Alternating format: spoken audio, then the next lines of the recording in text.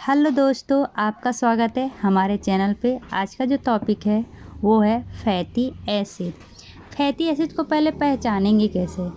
तो कोई भी स्ट्रक्चर मतलब कि लॉन्ग हाइड्रोकार्बन चेन जो जुड़ा हुआ रहेगा कार्बोक्सिलिक एसिड से।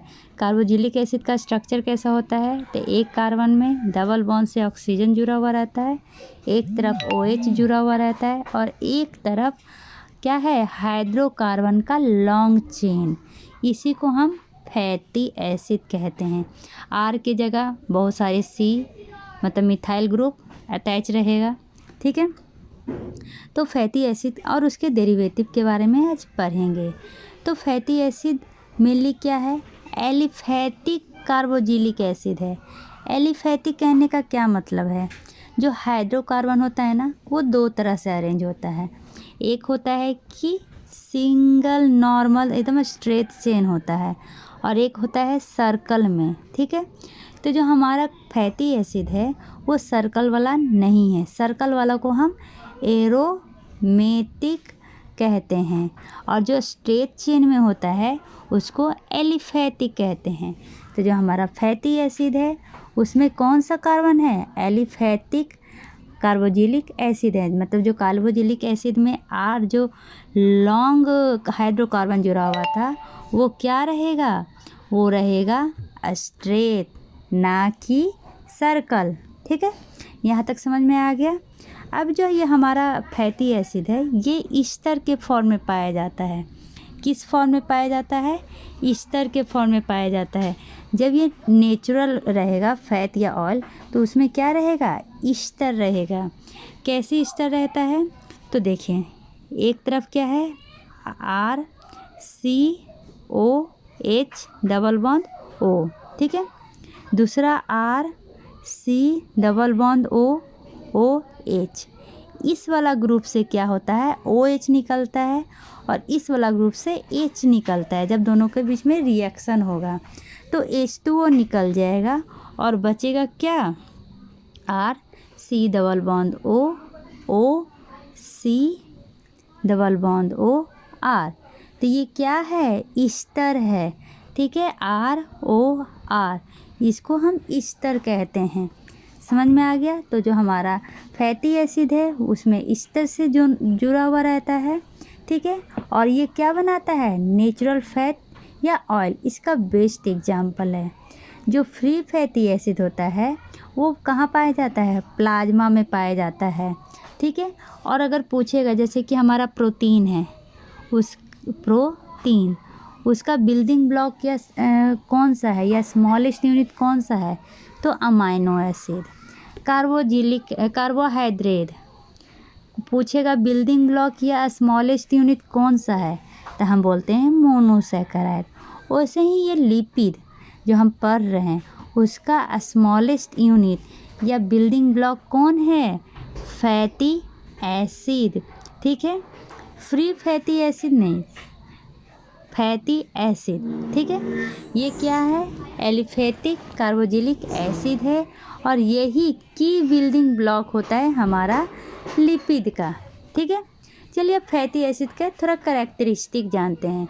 जैसा कि हमें पता है फैटी एसिड कैसा होता है? Aliphatic carboxylic acid. ठीक है, तो ये क्या है? हमारा कार्बोक्सिलिक एसिड है। ठीक है, तो इसके बगल वाला कोई भी फंक्शनल ग्रुप हो उसके बगल वाला जो कार्बन होता है वो क्या कहलाता है? अल्फ़ा। और जैसे कि एग्जांपल बताती हूँ, जैसे ये हमारा क्या है? कार्बोक्सिलिक एसिड है। इसके बगल वाला कार्बन क्या कहलाएगा? अल्फ़ा। इसके बगल वाला कार्बन क्या कहलाएगा? बीटा। ठीक है, तो अगर कोई कहेगा अल्फ़ा कार्बन, इसका क्या कहने का मतलब है? जो हमारा फंक्शनल ग्रुप है उसके बाद जो पहला कार्बन है वो हो जाएगा अल्फ़ा और उससे दूसरा कार्बन हो जाएगा बीटा। ये बीटा अल्फ़ा जानना बहुत ही ज़रूरी है। जब हम बीटा ऑक्सीडेशन पढ़ेंगे तो वहाँ पर आएगा कि बीटा क्यों नाम उसका रखा गया है, क्योंकि वो जो डबल बॉन्ड है वो बीटा कार्बन पर है, इसलिए उसका बीटा ऑक्सीडेशन नाम रखा गया था। ठीक है, तो ये अल्फ़ा बीटा पहचानना बहुत ही ज़्यादा ज़रूरी है। अब देखिए, जो हमारा फैटी एसिड है इसका दो इंडिंग होता है। एक इंड में क्या है? हमारा कार्बोक्सिलिक एसिड है और दूसरा एंड में क्या है, हमारा मिथाइल ग्रुप है। जो कार्बोक्सिलिक एसिड वाला ग्रुप है इसको हम कहते हैं डेल्टा। और जो मिथाइल वाला ग्रुप है, कोई भी बस कैसे जान लीजिए, जो लास्ट में मिथाइल ग्रुप लगा हुआ रहेगा, फैटी एसिड के लास्ट में हाइड्रोकार्बन के जो मिथाइल ग्रुप में लगा रहेगा, वही क्या कहला जाएगा, ओमेगा। क्या कहलाएगा, ओमेगा। इतना अभी तक क्या पढ़ाया, alpha carbon, beta carbon, delta carbon और omega carbon. Alpha functional group के बाद जो पहला कार्बन आता है, बीटा जो दूसरा कार्बन आता है, फंक्शनल ग्रुप को ही हम क्या कहते हैं, डेल्टा कहते हैं। और लास्ट में चेन के जो लास्ट में CH3 आता है उस कार्बन को हम ओमेगा कार्बन कहते हैं। ठीक है, यहाँ तक पहचानने में कोई भी प्रॉब्लम आपको नहीं होगी। जो हमारा जनरल प्रॉपर्टी अब कह रहा है फैटी एसिड का, जो भी मोनोकार्बोक्सिलिक एसिड होगा उसका जो रेसिड्यू होगा वो क्या होगा, एसाइक्लिक और अनब्रांच्ड। मतलब वो स्ट्रेट चेन तो होगा ही और इसमें कोई भी ब्रांचिंग नहीं होगी। ये क्या होगा, एसाइक्लिक मतलब कोई साइकिल नहीं होगा, अनब्रांच मतलब कोई भी ब्रांचिंग नहीं होगी। ठीक है, यहाँ तक समझ में आ गया। अब देखिए डिटर्जेंट प्रॉपर्टी, जैसा कि आपको पता है जब हम पानी और फैट को या फैटी एसिड को जब जोड़ेंगे, मतलब कि दोनों को मिलाएंगे, पानी या लिपिड जैसे कि तेल मान लीजिए, उसको मिलाए तो क्या वो घुल जाता है, नहीं। लिपिड हमारा हाइड्रोफोबिक है। क्या, हाइड्रोफोबिक। फोबिक कहने का क्या मतलब है कि उससे दूर भागता है, फोबिया है। और फिलिक कहने का क्या मतलब है कि उससे प्यार करता है।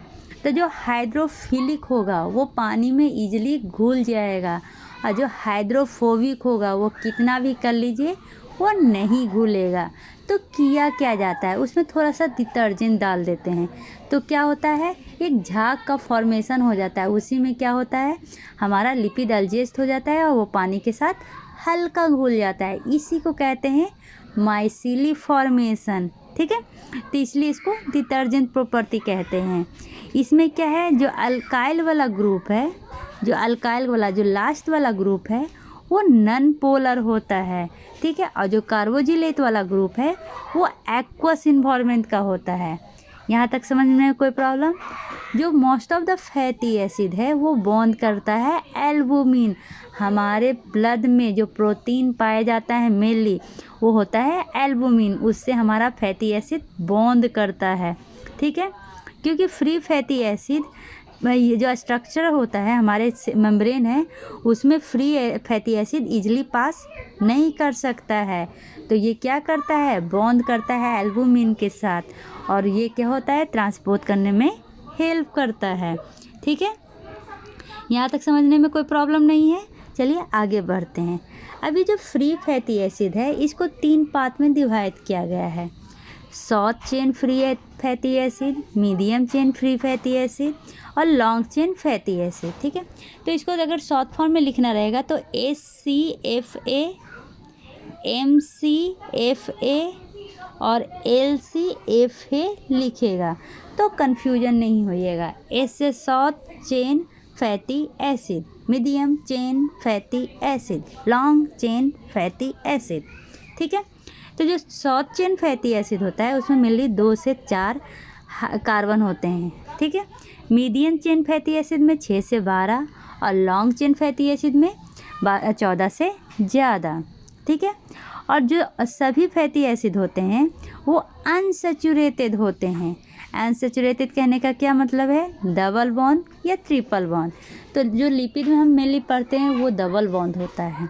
ठीक है, अब आते हैं सैचुरेटेड और अनसैचुरेटेड। जैसे कि आपको कार्बोहाइड्रेट में पढ़ाया था 2 तरह का होता है। कार्बोहाइड्रेट हमारा क्या होता है, 2 तरह का होता है, सैचुरेटेड और अनसैचुरेटेड। सैचुरेटेड कहने का क्या एग्जाम्पल क्या था, अल्केन, और अनसैचुरेटेड में अल्कीन और अल्काइन। अब ये क्या है, सैचुरेटेड मतलब कार्बन कार्बन के बीच में सिंगल बॉन्ड। ठीक है, और इसको कहते हैं एन, अल्केन। अनसैचुरेटेड मतलब कार्बन कार्बन के बीच डबल बॉन्ड या ट्रिपल बॉन्ड, इसको कहते हैं इन अल्कीन और इसको कहते हैं अल्काइन। यहाँ तक समझने में कोई प्रॉब्लम नहीं। अब इसको अनसैचुरेटेड क्यों कहते हैं? जो हमारा अल्केन है मतलब जो सैचुरेटेड है, वो बंदा शादीशुदा है, घर गृहस्थी है, बाल बच्चे हो चुके हैं, उसको अब कहीं जाने की कोई ज़रूरत नहीं है, किसी को ऐड करने की कोई ज़रूरत नहीं है। लेकिन जो हमारा अनसैचुरेटेड वाला है, इसके पास क्या है, अभी ये शादी नहीं किया है, तो इसके पास बहुत सारे ऑफ़र आएंगे और ये एक्सेप्ट भी कर सकता है। मतलब क्या है, कार्बन का चारों बॉन्ड क्या होना चाहिए, फुलफिल होना चाहिए। लेकिन यहाँ पर क्या हो रहा है, 2 बॉन्ड फुलफिल नहीं हो रहा है। इसका मतलब कि इसका एक बॉन्ड टूटकर किसी और के साथ जुड़ सकता है, या यहाँ पर कोई भी फंक्शनल ग्रुप आके अटैच हो सकता है, वो चाहे मीथेन हो, इथेन हो, OH हो। इसलिए इसको क्या कहते हैं, अनसैचुरेटेड कहते हैं। ठीक है, तो ऐसे ही यहाँ पर फैटी एसिड में होगा। ये हमारा कार्बोक्सिलिक एसिड है, कार्बोक्सिलिक एसिड को नहीं देखना है, लॉन्ग चेन ऑफ हाइड्रोकार्बन को देखना है। तो यहाँ पर देखिए सारा क्या है, सिंगल बॉन्ड है, इसका मतलब ये क्या होगा, सैचुरेटेड होगा। अब यहाँ पर आइए, ये क्या है, कार्बोक्सिलिक एसिड है, कार्बोक्सिलिक एसिड को नहीं देखना है, लॉन्ग चेन ऑफ हाइड्रोकार्बन को देखना है। देखिए single single single single double आ गया, मतलब ये क्या है, अनसैचुरेटेड फैटी एसिड है। ठीक है, यहाँ तक समझने में कोई प्रॉब्लम नहीं है। अब क्या कह रहा है, ये जो फैटी एसिड होता है एक दूसरे से हाइड्रोजन बॉन्ड से अटैच होते हैं। और अगर कोई पूछेगा सैचुरेटेड फैटी एसिड का बेस्ट एग्जांपल क्या है, तो जो फैट एनिमल में पाया जाता है, एनिमल के अंदर जो फैट पाया जाता है वो सैचुरेटेड होता है। ठीक है, यहाँ तक समझने में कोई प्रॉब्लम नहीं है। अब अनसैचुरेटेड फैटी एसिड के बारे में जानते हैं। जितना ज़्यादा डबल बॉन्ड उतना ज़्यादा अनसैचुरेटेड। ठीक है, अब जितना ज़्यादा डबल बॉन्ड उतना ही उसका मेल्टिंग पॉइंट क्या होगा, उतना ही उसका मेल्टिंग पॉइंट कम होगा। ठीक है, जैसे कि सैचुरेटेड फैटी एसिड है तो उसमें क्या होते हैं, सिर्फ सिंगल बॉन्ड होता है, तो वो जो रूम टेम्परेचर पे कैसा रहेगा, सॉलिड रहेगा। जैसे कि डालडा, आप डालडा देखते हैं, उसको रूम टेम्परेचर पे रखते हैं, रूम टेम्परेचर कर रही हूँ, हाई टेम्परेचर नहीं, तो वो क्या रहता है, सॉलिड रहता है, तो वो क्या होता है, सैचुरेटेड फैटी एसिड होता है। यहाँ तक समझने में कोई प्रॉब्लम नहीं है। अनसैचुरेटेड फैटी एसिड क्या होगा, रूम टेम्परेचर पे मेनली लिक्विड होगा। क्या होगा, रूम टेम्परेचर पे लिक्विड होगा। और इसमें मेनली हम 2 चीज़ देखते हैं, या तो हमारा जो डबल बॉन्ड होगा वो सिस होगा या ट्रांस होगा।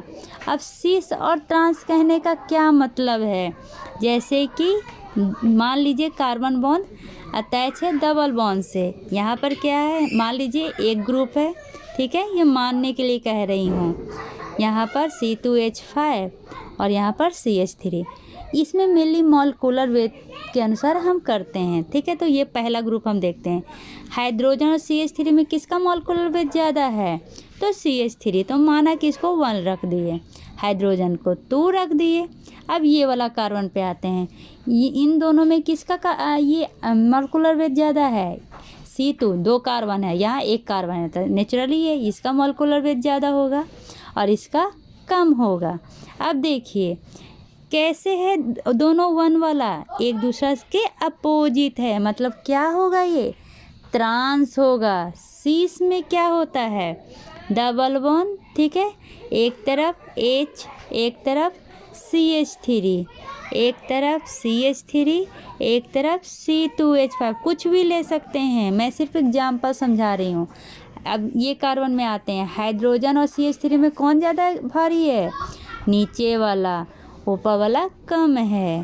वैसे ही इस कार्बन में आते हैं, 1 कार्बन 2 कार्बन, तो ज़्यादा भारी क्या है, 2 कार्बन और फिर ये कार्बन। देखिए अब मिलाइए क्या होगा, दोनों सेम तरफ है, दोनों क्या डिवाइड कर रहा है, नहीं ना कर रहा है, मतलब इस तरह का फॉर्मेशन नहीं कर रहा है, मतलब ये क्या है, सीस है।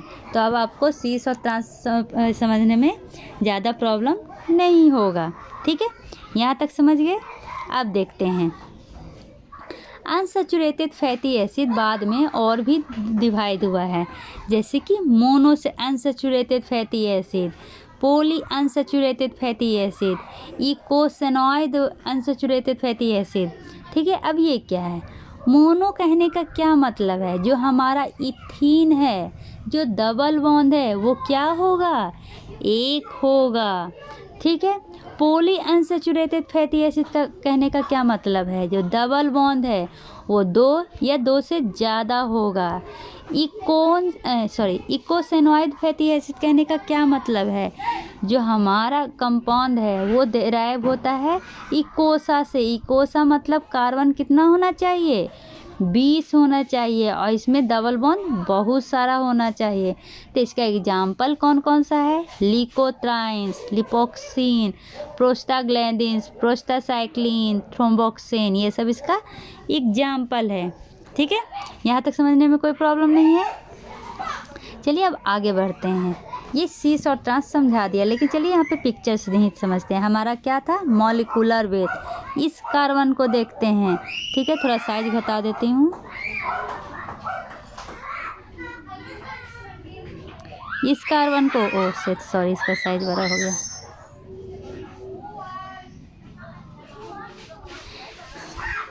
इस कार्बन को देखते हैं, क्या है? सी एक तरफ हाइड्रोजन है, एक तरफ हाइड्रोजन है, दूसरे तरफ बहुत बड़ा कंपाउंड है। मॉलिक्यूलर वेट देखते हैं इस कार्बन के लिए, हाइड्रोजन बड़ा है या ये बड़ा है? तो ये वाला ग्रुप ज़्यादा बड़ा है और ज़्यादा मॉलिक्यूलर वेट है। इसका कम मॉलिक्यूलर वेट है, इसका ज़्यादा मॉलिक्यूलर वेट है, इसका कम मॉलिक्यूलर वेट है। मतलब सेम सेम सेम सेम। तो ये क्या हो जाएगा? सीस हो जाएगा। देखिए ये सीस है, बिना देखे ही बोल दिए। ठीक है, ट्रांस मतलब अपोजिट। क्या कह रहा है? सीस डबल बॉन्ड कहाँ पे प्रेजेंट होता है? तो ये ह्यूमन में, एनिमल में, प्लांट में और बैक्टीरिया में प्रेजेंट होता है। लेकिन जो ट्रांस है वो कहाँ प्रेजेंट होता है? कुकीज में, कैंडीज में, फूड ऑयल, फ्राइड फूड में या वेजिटेबल ऑयल में। ठीक है, अब क्या कह रहा है? पहले ही बताया था, ज़्यादा डबल बॉन्ड तो मेल्टिंग पॉइंट कम होगा। ठीक है, कम डबल बॉन्ड मेल्टिंग पॉइंट ज़्यादा होगा। इसलिए क्या होता है? ज़्यादा डबल बॉन्ड होता है, इसलिए लिक्विड कहा था ना। अनसैचुरेटेड क्या होता है? रूम टेम्परेचर पे लिक्विड होता है। क्यों? क्योंकि उसमें डबल बॉन्ड प्रेजेंट होता है। लेकिन सैचुरेटेड वाला रूम टेम्परेचर पे क्या होता है? सॉलिड होता है। क्यों? क्योंकि डबल बॉन्ड नहीं है उसमें। जितना ज़्यादा डबल बॉन्ड उतना कम मेल्टिंग पॉइंट। ठीक है, यहाँ तक समझने में कोई प्रॉब्लम नहीं है। अब फैटी एसिड है क्या? ये लॉन्ग चेन होता है सैचुरेटेड फैटी एसिड का। कह रहा है कि जो ये सॉलिड क्यों होगा? क्योंकि इसमें कार्बन कार्बन में डबल बॉन्ड नहीं है। तो ये सब क्या है? एक दूसरे से टाइटली पैक है। लेकिन अनसैचुरेटेड में क्या होता है? ये लोग टाइटली पैक नहीं होते हैं, इसलिए लिक्विड होते हैं रूम टेम्परेचर पे। ठीक है, ये सब समझा दिया, ज़्यादा इस पर फोर्स देने की ज़रूरत नहीं है। अब क्या कह रहा है? ये भी बता दिया, ओमेगा इंड और डेल्टा इंड बता दिया। ये भी बता दिया कि कार्बोजिलेट के बाद जो पहला कार्बन आएगा उसको क्या कहेंगे? अल्फा कार्बन, और उसके बाद जो दूसरा कार्बन आएगा उसको कहेंगे बीटा कार्बन। जो ये कार्बोजिलिक एसिड होता है उसको डेल्टा कहते हैं, और जो लास्ट वाला कार्बन जिस पे CH3 मिला रहता है उसको ओमेगा कहते हैं। तो यहाँ तक समझने में आपको कोई भी प्रॉब्लम नहीं हुई होगी। ठीक है, चलिए अब आते हैं इसके फिजिकल प्रॉपर्टी में। ठीक है, तो फिजिकल प्रॉपर्टी में पहले देखिए, SC से क्या होगा? शॉर्ट चेन, LC से लॉन्ग चेन। तो शॉर्ट चेन वाला जो रहता है ना उसका सॉल्युबिलिटी लिमिटेड होता है, लेकिन लॉन्ग चेन वाला क्या होता है? इनसॉल्युबल होता है। ठीक है, वोलाटाइल, शॉर्ट चेन वाला ज़्यादा वोलाटाइल होता है, लेकिन लॉन्ग चेन वाला वोलाटाइल नहीं होता है। शॉर्ट चेन वाला का मेल्टिंग पॉइंट कम होता है, लेकिन लॉन्ग चेन का मेल्टिंग पॉइंट ज़्यादा होता है। तो हम कह सकते हैं चेन ज़्यादा तो मेल्टिंग पॉइंट भी ज़्यादा, मतलब डायरेक्टली प्रोपोर्शनल है। जो शॉर्ट चेन वाला है वो मेनली रूम टेम्परेचर पे लिक्विड होता है, लेकिन लॉन्ग चेन वाला सॉलिड होता है। बॉइलिंग पॉइंट लो होता है शॉर्ट का, और लॉन्ग का बॉइलिंग पॉइंट हाई होता है, तो लॉन्ग हाई याद करने में इजी हो जाएगा। मेल्टिंग पॉइंट भी हाई, मतलब ज़्यादा बड़ा तो ज़्यादा ऊंचा, छोटा तो लोअर, समझ गए। छोटा तो लोअर तो लिक्विड, तो एल सब किस में होगा, देखिए लिमिटेड भी, तो शॉर्ट को एल से याद कर लीजिए, ठीक है। लॉन्ग को किस से, हाई से याद रख कर लीजिए, तो बहुत ही ईजी हो जाएगा ये समझने में, ठीक है। Chemical reaction of fatty acid mainly क्या होता है, सैचुरेटेड जो होता है और अनसैचुरेटेड फैटी एसिड होता है, इसका रिएक्शन होता है जो कॉमन होता है। पहला जो रिएक्शन होता है उसको कहते हैं सैफोनिफिकेशन रिएक्शन। ये बताया था ना कि जैसे पानी और ये तेल एक दूसरे से घुल नहीं पाता है, तो क्या करता है, हम लोग डिटर्जेंट डालते हैं और उसको क्या करते हैं, मिलाते हैं। वैसे ही यहाँ पर यूज होता है क्या, सॉल्ट बनाया जाता है फैटी एसिड का। इसमें क्या होता है, एक सॉल्यूबल सॉल्ट होता है, एक इनसॉल्यूबल सॉल्ट होता है। सॉल्यूबल सॉल्ट जो बनता है वो किसका होता है, सोडियम और पोटेशियम का। इनसॉल्यूबल सॉल्ट जो बनेगा वो कैल्शियम और मैग्नीशियम का रहेगा। तो हार्ड वाटर याद है, हार्ड वाटर में कैल्शियम आता है, उसमें जल्दी फेना नहीं होता है। जो फेन करते हैं ना कपड़ा खींचने समय, तो हार्ड वाटर में जल्दी फेन नहीं होता है। क्यों, कैल्शियम और मैग्नीशियम के कारण, क्योंकि ये इनसॉल्यूबल सॉल्ट है। स्टेरिफिकेशन ये कैसे होता है, तो सिंपल और कंपाउंड लिपिड के फॉर्मेशन से, अभी तो बताया था ना कि 2 कार्बोक्सिलिक एसिड मिलता है तो इस्टर का फॉर्मेशन करता है, इसी को कहते हैं स्टेरिफिकेशन। जैसे कि ग्लिसरॉल और फैटी एसिड मिलके क्या बनाया, टैग बनाया, ट्राई एसाइल ग्लिसरॉल, जिसके बारे में अभी हमें पढ़ना है। तो ट्राई एसाइल ग्लिसरॉल क्या है, ग्लिसरॉल प्लस 3 फैटी एसिड, ठीक है। तो अगले वीडियो में हम लेके आएंगे टैग के बारे में। अब एक और क्या कह रहा है, हाइड्रोजिनेशन रिएक्शन में क्या होता है, जैसे कि डबल बॉन्ड है, ठीक है, तो इसमें 2 हाइड्रोजन जुड़ गया और सिंगल बॉन्ड बन गया, इसी को हाइड्रोजिनेशन कहते हैं। मतलब क्या होता है, हाइड्रोजन का जुड़ना, जिससे अनसैचुरेटेड क्या हो जाता है, सैचुरेटेड होता है। तो ये किसके प्रेजेंस में होगा, निकल और H2 के प्रेजेंस में होगा। और टेम्परेचर कितना चाहिए, 250 डिग्री सेल्सियस चाहिए टेम्परेचर, ठीक है। इसी को हाइड्रोजिनेशन कहते हैं, मतलब कि हाइड्रोजन का जुड़ना। समझ में आ गया।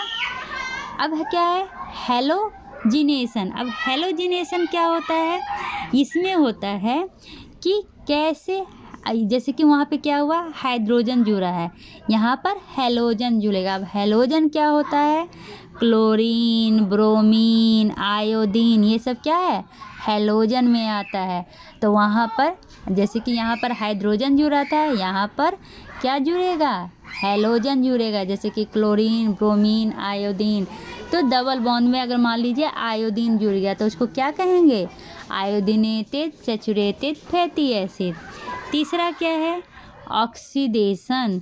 जैसे कि हाइड्रोजन जुड़ा, हेलोजन जुड़ा, वैसे यहाँ पर क्या जुड़ेगा, ऑक्सीजन जुड़ेगा और क्या का फॉर्मेशन करेगा, एसिड का फॉर्मेशन करेगा, ठीक है। तो आपको रिएक्शन पूरा समझ में आ गया। अब चलते हैं टैग पे, जो अगले वीडियो में चलेंगे। आशा है आपको ये वीडियो समझ में आया होगा। समझ में आया तो लाइक सब्सक्राइब करना ना भूलें। Bye bye, take care, see you.